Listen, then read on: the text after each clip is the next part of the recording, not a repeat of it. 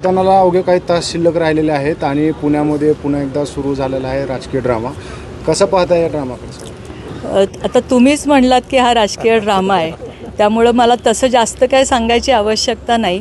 ते आमदार आहेत, त्यांनी खरं तर त्यांच्या स्टेटसला माहिती पाहिजे हे की पोलिसांकडे आपण कंप्लेंट कशासाठी करायला लागतो. जेव्हा आपल्याला कळतं की इथे काहीतरी घडतं आहे, एखाद्या माणसाचं आपण नाव घेऊन जातो का ड्रामा करण्यासाठी नुसतंच जाऊन जमिनीवर बसतो आणि मी जमिनीवरचा कार्यकर्ता हे जे परसेप्शन लोकांच्यामध्ये तयार करण्यासाठी ही असली नाटकं करायची. आणि निवडणुकीच्या पूर्वसंध्येला त्यांना असं वाटतं आता निवडणूक तर त्यांच्या हातातनं ऑलरेडी गेलेली आहे, पण निदान समोरचे पार्टीचे जे भाजपचे कार्यकर्ते काम करत आहेत त्यांना डिस्टर्ब करायचं, ह्याच्यामध्ये अडकवायचं, ही त्यांची स्ट्रॅटेजी ही आम्ही मागच्या वेळेस पण बघितलेली आहे.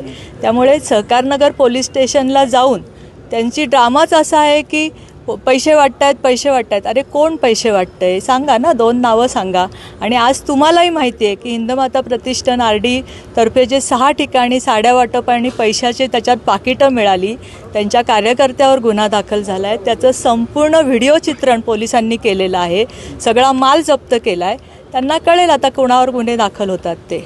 आता काय CPकडे तुमची नेमकी मागणी काय असणार? आम्ही CP साहेबांकडे आलेलो आहोत, कारण आम्हाला आमचे कामं आहेत, आम्हाला आमच्या उमेदवाराचं काम करायचं आहे. आम्ही CP साहेबांकडे ह्याच्यासाठी आलेलो आहोत की पूर्ण पोलीस यंत्रणेने आत्तापासून उद्या संध्याकाळी मतदान संपेपर्यंत रवींद्र धंगेकर यांचा ड्रामा हँडल करावा हे सांगण्यासाठी आम्ही CP साहेबांकडे आलो होतो. आणि ते करतील आणि पोलीस त्यांचं काम करतील.